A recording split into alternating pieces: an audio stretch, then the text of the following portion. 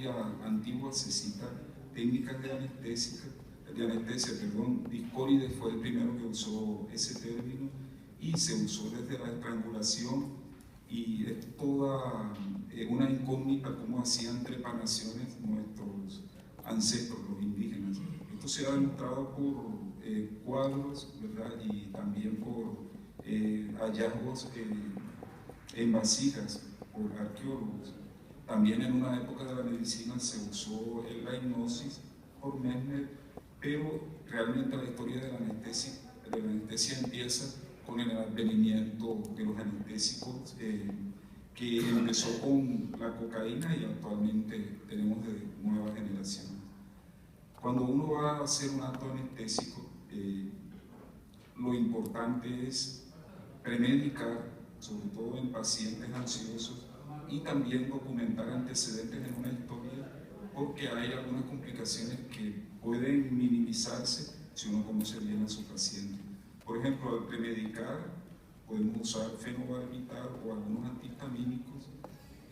Los anestesistas suelen dar ansiolíticos. Debemos recordar que siempre hay un antídoto. Por ejemplo, cuando usamos benzodiazepinas, podríamos contar o tenemos que tener a mano flumancenil, y si usamos opiáceos debemos tener a mano naloxona. Recordar que de la historia que vamos a extraer datos de hipertensión, si la persona tiene una coronariopatía, si la persona tiene trastornos de la tiroides, si es diabético, si tiene un feocronocitoma, si tiene una esclerodermia, para no usar vasoconstrictores, saber si es una mujer, si está embarazada, y los pacientes que utilizan medicamentos inhibidores de la monooxidasa. Con respecto a anestésicos locales propiamente dicho, ya es clásico que bloquean la conducción nerviosa y que este bloqueo lo hacen reversiblemente tanto en la generación como en la conducción del impulso. Se dividen en ésteres y en amidas. Los ésteres son poco solubles, se hidrolizan rápidamente por PAVA, tienen el gran problema de que dan mucha hipersensibilidad y prácticamente hoy en día se usan poco, salvo en algunas formas de presentación tópica. Lo que más usamos son las aminoamidas, que son más estables, se metabolizan bien en el hígado y dan poca alergia. Ese es el motivo por lo cual se ha preconizado su uso. Sin embargo, la lidocaína, una de ellas, puede darnos metahemoglobinemia. De las amidas, la más clásica y la que más usamos es la lidocaína, pero en ocasiones podemos emplear metivacaína, bupivacaína, y lo que se avanza es en anestésicos que tengan mayor duración y efectos colaterales mínimos. Para que dure la anestesia, debe fijarse este anestésico a las proteínas plasmáticas, entre ellos la bupivacaína se fija en un 95%. Esto es uno de los motivos por lo cual el efecto prolongado de la bupivacaína es superior, por ejemplo, a la lidocaína, que solamente fija 64%. La adrenalina se agrega con el fin de prolongar el acto anestésico, para proveer vasoconstricción, para utilizar menos dosis, para reducir la toxicidad del anestésico y para mejorar la calidad. La lidocaína, que es la que más usamos, el frasco tiene 400 miligramos y ahí aparecen las concentraciones por mililitro de epinefrina, por ejemplo, tiene 4.3 microgramos. Bicarbonato adicionamos también. Aquí lo que queremos es disminuir el dolor y tratar de que en la cantidad de anestesia predomine una forma no ionizada, y esto es lo que en general garantiza el hecho de que se agregue bicarbonato para mejorar la calidad de la anestesia. ¿Qué usamos? Yo en particular prefiero las jeringas Carpool, primero porque hago cirugía bucal y segundo porque hay menos riesgo de contaminación con el advenimiento de algunas enfermedades que pueden transmitirse por el uso de jeringas. El Carpule se consigue en cualquier lugar y las agujas tenemos de distintos calibres, podemos usar a veces largas, cortas. Los Carpules tienen entre 1.7 a 1.8 al sulfito de sodio. Esto es importante porque en caso de alergia debe uno saber qué conservante contiene dicho anestésico. Ahí ven las agujas que hay de medidas finas hasta medidas gruesas y de tamaños cortos y largos. Las técnicas ya las mencionaba brevemente Reinaldo, pero básicamente son tres: o bloqueamos el campo, o hacemos una infiltración sobre la lesión, o hacemos un bloqueo neural. Ahí, por ejemplo, estamos viendo un bloqueo de campo que usamos más en servicios de urgencia para suturas. Pero el gol estándar de la anestesia es el bloqueo neural. Para no entrar en detalles, yo les muestro el punto donde hay que anestesiar y el área anestesiada. Por ejemplo, el supraorbitario nos proporciona la anestesia de la mitad de la frente. Si queremos anestesiar el centro, tendríamos que anestesiar el supratroclear. Si queremos bloquear una mejilla, el nervio infraorbitario, ahí ven cómo se hace, se palpa, buscamos el foramen y retirados, si no es necesario colocar la aguja en el agujero, sino por difusión, el anestésico busca el nervio. El infratroclear, el infraorbitario, el nasal externo y el espinoso, si conocemos los puntos anestésicos, vamos a bloquear el centro de la cara.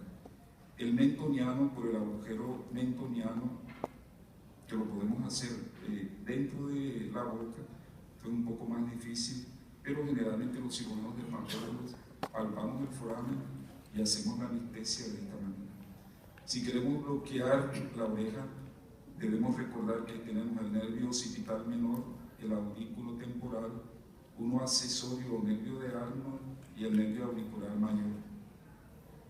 En los dedos, el bloqueo generalmente lo hacemos a lado y lado, y si hacemos de la cara volar de la mano, podemos bloquear los nervios en la muñeca por el lugar que emergen, y ahí vemos que nos anestesiaría estas zonas, ¿verdad? Acá ven, por ejemplo, zonas del radial, zonas del cubital, en la parte dorsal, y en la parte volar tenemos que recordar de que para anestesiar toda la mano, aparte del área radial y cubital, debemos anestesiar la zona del mediano.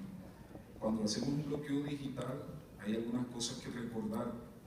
Por ejemplo, lidocaína simple, preferiblemente usar aguja calibre 30, no usar más de 1.5 mililitros por el riesgo de necrosis posterior. Sería ideal agregar bicarbonato. El temor acá es la isquemia, entonces hay que interrogar bien a la persona y saber si esta persona tiene antecedentes de hipertensión o de trombosis, y en esos pacientes no usar epinefrina. Para la pierna, palpamos y tratamos de ubicar el nervio tibial posterior que nos va a anestesiar la cara interna del pie, y si queremos a nivel plantar la cara externa, tendríamos que ubicar el nervio plantar externo. De la parte dorsal hay que conocer por dónde emerge el nervio surar o plantar, el peroneo profundo y el safeno. La anestesia espumescente está muy de moda, ya hace un tiempo que existe. Inicialmente se usaba en liposucción, pero hoy en día la usamos sobre todo en cirugía oncológica. ¿Por qué? Porque permite anestesiar grandes zonas, facilita el dilucionamiento de la piel para colgarnos, podemos aumentar dosis de anestésico con seguridad por la dilución que utilizamos, y otro dato que aporta es que disminuye el sangrado. Tenemos dos fórmulas que se usan, la de Klein, que es una de las más preferidas, pero hay otra, la de Ilus, que la diferencia viene en la cantidad de solución salina, y que se agrega hialuronidasa a la de Ilus, que la de Klein no la usa, y en su reemplazo la de Klein se agrega un poco de triancinolona. Acá ven cómo uno puede infiltrar utilizando este tipo de anestesia para poder separar mejor el tumor y de paso para deslizar colgados. Los anestésicos tienen su toxicidad y esto va en un orden decreciente. Inicialmente nos producen tinnitus, adormecimiento y cefalea. Luego hay una fase de excitación que puede producir convulsiones, y la última fase, que a veces es mortal, es la fase de depresión, donde puede haber paro, depresión del sistema nervioso central y se caracteriza por la inconsciencia del paciente. Ya está estandarizado que, por ejemplo, si uno ve a un paciente que tiene letargia, que tiene calambres y que tiene convulsiones, el tratamiento ya está estandarizado, ya se sabe que hay que usar diazepam, oxígeno, que tiene que tener una vía aérea permeable, por lo tanto debe intubarse. Si el problema es cardiovascular, con depresión del miocardio, tenemos que tener a mano vasopresores como fenilefrina y adrenalina, tener una buena aporte de líquido y también estar pendiente de que ese paciente puede también llegar a intubarse. En el caso de alergia, antihistamínicos y esteroides. Y una cosa que vemos frecuentemente son las reacciones vasovagales, donde la posición de Trendelenburg y el aporte de oxígeno es suficiente. ¿Cómo prevenimos la toxicidad? Siempre utilizando la dosis adecuada y recomendada. Hay que aspirar, porque a veces los efectos son por infiltrar anestésico en vasos. Hay que realizar una dosis prueba con epinefrina las veces que necesitemos. Hay que hablarle permanentemente al paciente. Eso nos permite saber si esta persona se está yendo a una complicación del sistema nervioso central, ¿no? Algo de otros tipos de anestesia que no mencioné está la crioanestesia, que se hace con frío. Podemos hacerla con hielo. 10 segundos de hielo aporta 2 segundos de anestesia. Pero ahora ya hay aparatos y hay instrumentos. Inicialmente usábamos cloruro de etilo, pero ahora tenemos otros friógenos que ya tienen marcas comerciales. Anestésicos tópicos, sí, los usamos en algunos casos. Toda la industria farmacéutica está tratando de encontrar el ideal, todavía no lo tenemos. Son bastante útiles en piel y en mucosas. Uno de los más conocidos que tenemos es el ENLA. Sin embargo, primero se usó lidocaína, pero después se encontró que combinando la lidocaína con prilocaína podemos obtener anestesia como el ENLA, como el betacaíne, por ejemplo, o como el topicaíne, donde lo que va variando es la concentración de la lidocaína y de la prilocaína. Ven ahí en este gráfico algunos de los modernos, como ven siempre lidocaína, prilocaína o lidocaína o tetracaína. Estos anestésicos también se han ido mejorando con aparatos que de repente aportan anestesia sin utilizar punción, no usan aguja, que actualmente pueden usarse en moluscos o en verrugas.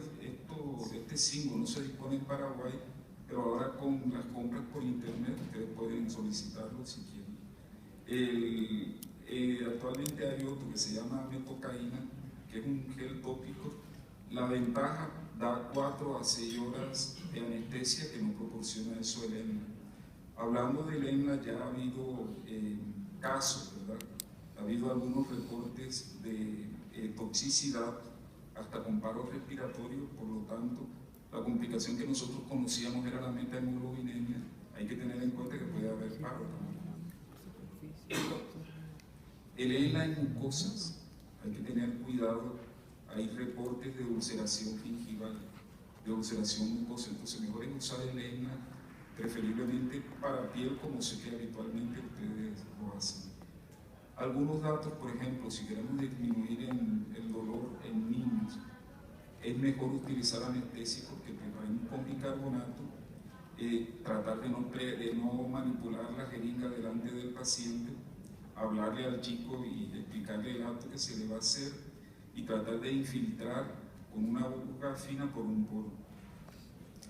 En los niños podemos usar el ENLA antes de la aplicación del anestésico, podemos usar hielo, podemos comprimir y, como les decía, yo prefiero los tubetes de anestesia. En la anestesia tumescente, ¿cómo podemos disminuir el dolor? Inyección lenta, aguja fina, hablarle también al paciente y, por último, quería terminar esta exposición con este cuadro de Caravaggio, donde vemos una pintura similar hecha por una pintora, Artemisa. Hicieron la misma escena y bueno, estamos viendo una